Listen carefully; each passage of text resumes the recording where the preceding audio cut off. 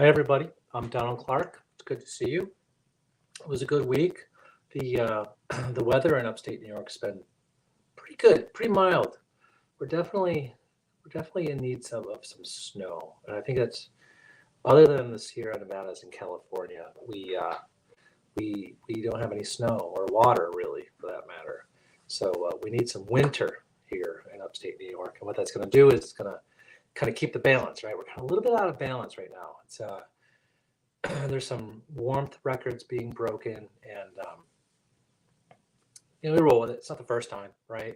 I think it was like this in the early 50s, 1950s. It was like this too. So, we're still in long range pattern, but we need to make sure we break out of it. This is the third winter in a row that we've been snow deficient. So, I think roughly over the last 3 years, we're about 6 or 7 feet below snow average.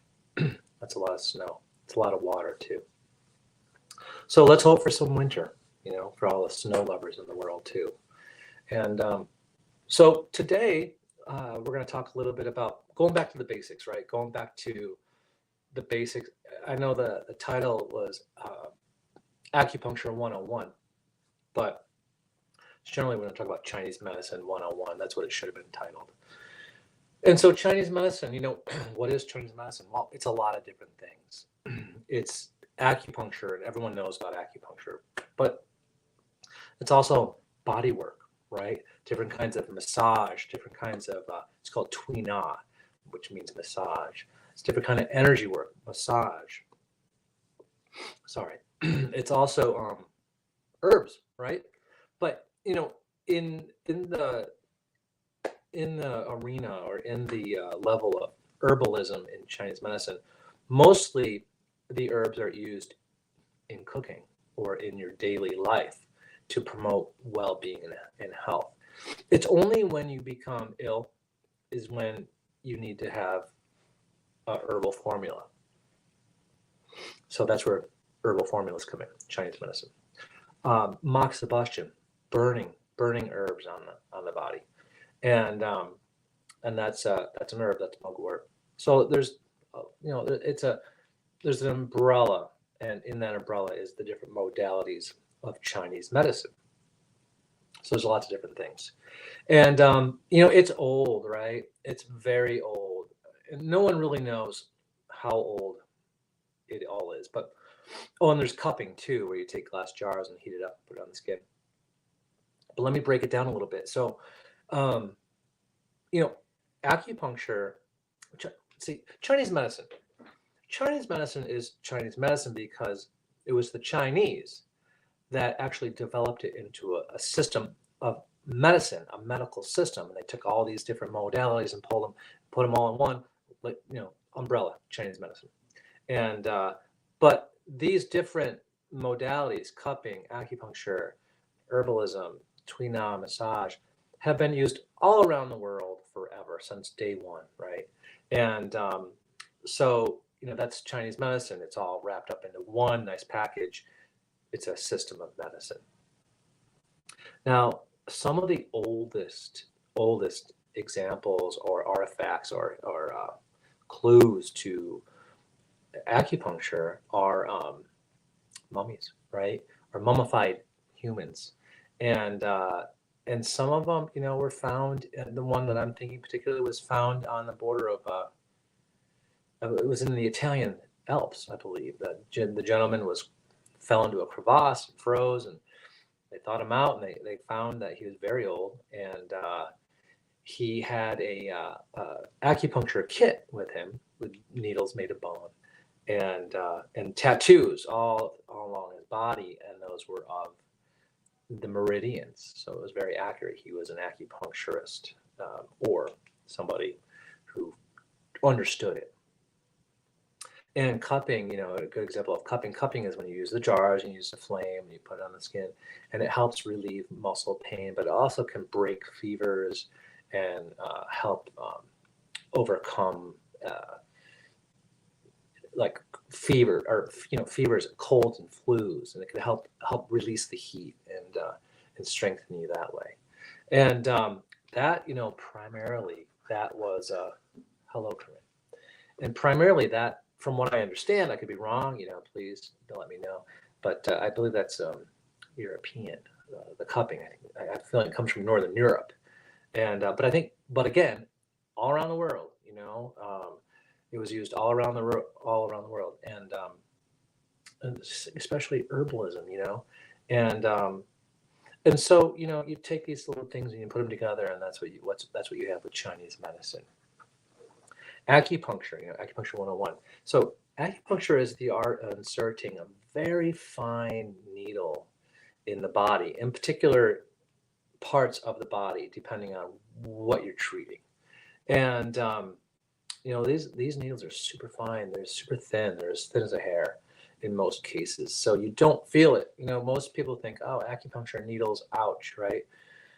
Not necessarily at all. When you can feel them, and sometimes it hurts, but generally speaking, I would say 85 to 90% of everybody I work with falls asleep, and because they're super relaxed. And when you're placing these needles in the body, you're doing it obviously with purpose of what the chief complaint may be. And one of the benefits of treating a condition is that the person being treated will slip into a very, very deep state of relaxation. That's just what happens, especially when you put needles in the ears. So if you put needles in the ears, it's the theory is that it's so close. Or I guess the reasoning, or I don't know, the MRI scans. It's so close to the brain, you get blood movement so quick, and the brain responds quite well. So you have, and you can see literally the brain wavelengths change and slow down into a sleep pattern brain. So when that happens, all of a sudden your body says, wait a minute, the brain's sleeping, I might as well sleep. And so now you have a mental, physical reaction where your brain slows down and then your body falls asleep. And so you go into this deep state of relaxation, and it's very earthy, it's very deep.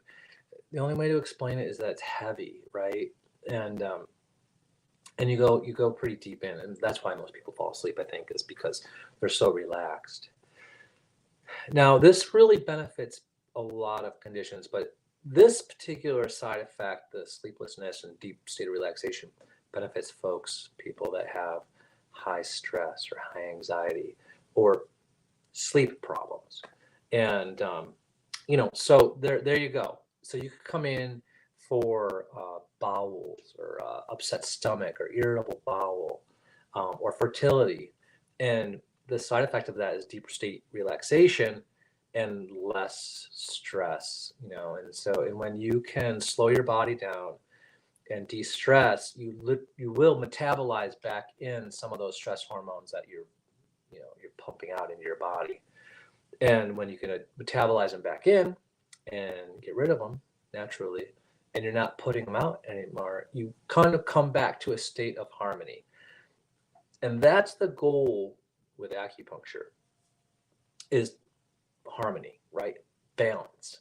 And we just came out of the holidays, and I think for a lot of people, myself included, it's just go go go go go, right? And then you come out of the holidays, and it's you're coasting at that point, and you're coasting to a stop, and it's time to get back to your normal harmony, your normal rhythms, right? You're not out of rhythm anymore. You're kind of in your own rhythm, and that's where health starts to really happen. It's the drive, the go go go that can knock us out, and that's the goal with acupuncture. So it can you can be go go go right in the middle of it, but then boom, you have acupuncture and it slows you right down, and that's kind of nice. And then you're like an athlete, you're a professional human. You get back at your normal your normal activities, and if it's go go go, you can do acupuncture again. Boom, slows you down. You can reabsorb some of those stress hormones, and that makes a difference. So acupuncture can treat a lot of things, and if you look at the science, essentially acupuncture can treat just about any condition. Some have better results than others, right? And it's a far stretch to say it's a cure for everything because it's not.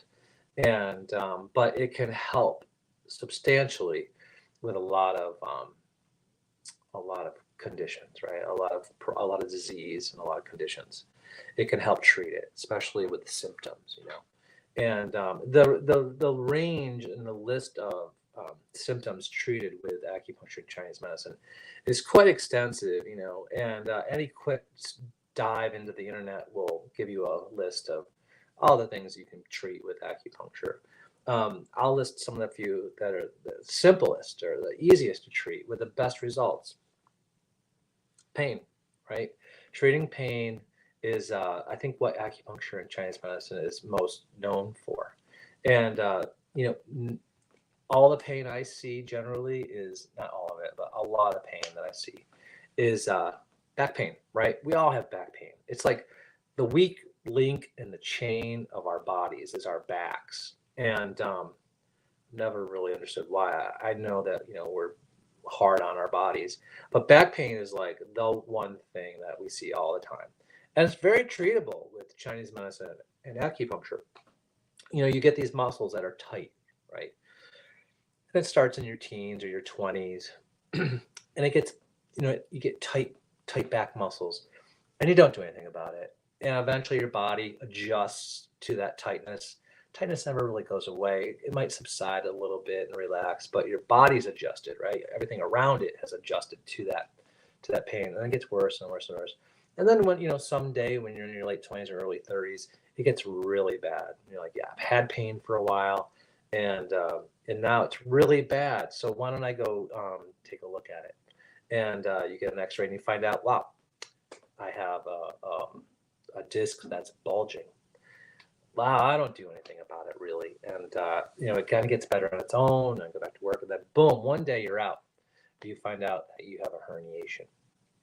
And so what happens is if you don't treat it, it just gets worse, just like anything else, really.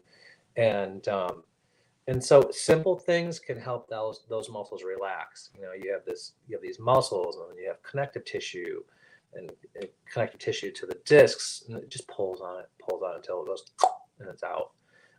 But simple things: acupuncture, massage, tuina, cupping. I do a ton of cupping.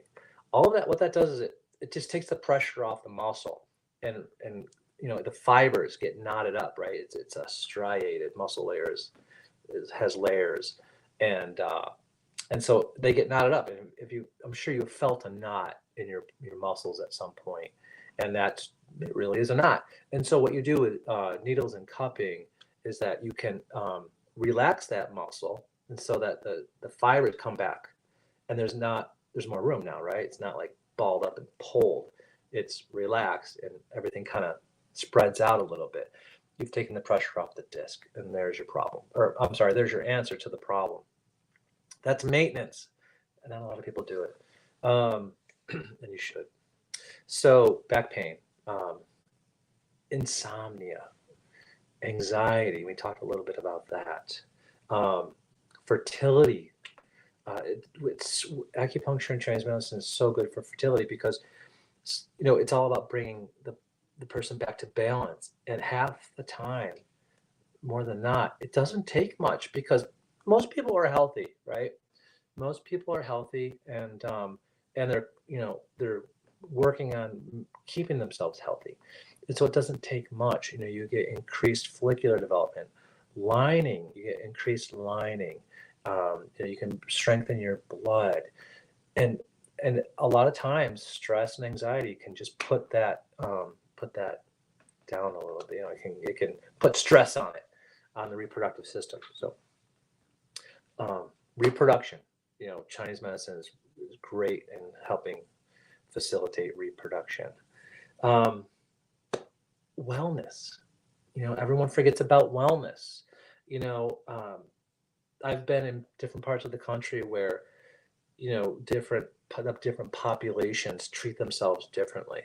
And I can honestly say, you know, if you're on the West Coast, it's a little bit more about wellness and taking care of yourself and finding time. And more on the East Coast, it's more about treating the problem because you've been so busy and you've maybe neglected your body a little bit. We forget about wellness, and taking care of yourself is super important, and be it muscular or spiritual. And so those are a few of the things that acupuncture can treat, Chinese medicine. But there's a whole list. Um, any a lot of conditions that we deal with stem from stress. And so if you take that stress away, now what do you know? Your ulcer is better, or your menstrual cycles are a little bit more regular. Your bowels are better, and sleep's better. So it's a pretty non-invasive, inexpensive um, avenue to take when treating yourself, or if staying well. Now, there's lots of different things you can do out there.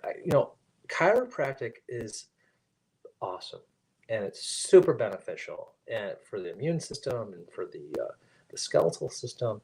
It's not Chinese medicine, but Chinese medicine isn't the answer for everything. It's just a step in the right direction. There's lots of different modalities out there. Reiki is super important. Energy work is super important for a lot of people as well. And so find what fits for you. Find what's good for you, and you'll succeed in your health. We talked a little bit last week about moxibustion. I think it was last week, and that's the burning of herbs on the body, and you can do that with it's the herb is mugwort, and you roll it into a ball, and you put it on the end of a needle, and you light it. It gets super smoky. So we don't do that here, and there because it'll set the fire alarm off, and the fire department won't be happy, and it's very smelly. And so if you burnt some moxibustion upstairs, you'd be able to smell it in the garage. It's super smelly. And there's smokeless moxa, and so it doesn't smoke, but you still get the smell. So, but what that does, the moxibustion, especially this time of year, it's very, very effective in treating kidney yang deficiency, right? So you want to keep your kidney yang strong in the winter, because if it's deficient, you're always cold, right? You don't want to always be cold in the winter. You won't notice it much in the summer because it's warmer. You might still have some cold hands and cold toes, or cold nose. But in the winter, it can really make life hard if you're kidney yang deficient. So you would get moxibustion, and that would just super strengthen you, super tonify your kidney yang, and take care of a lot of issues with that.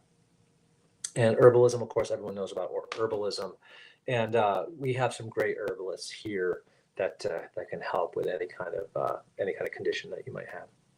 And cupping, I do cupping all of the time. I do it on myself a lot. I do it on my family, but I have a small cult following of people that want cupping, and it's wonderful. It's super effective, and I often choose cupping over needles for back pain, often because it's so effective.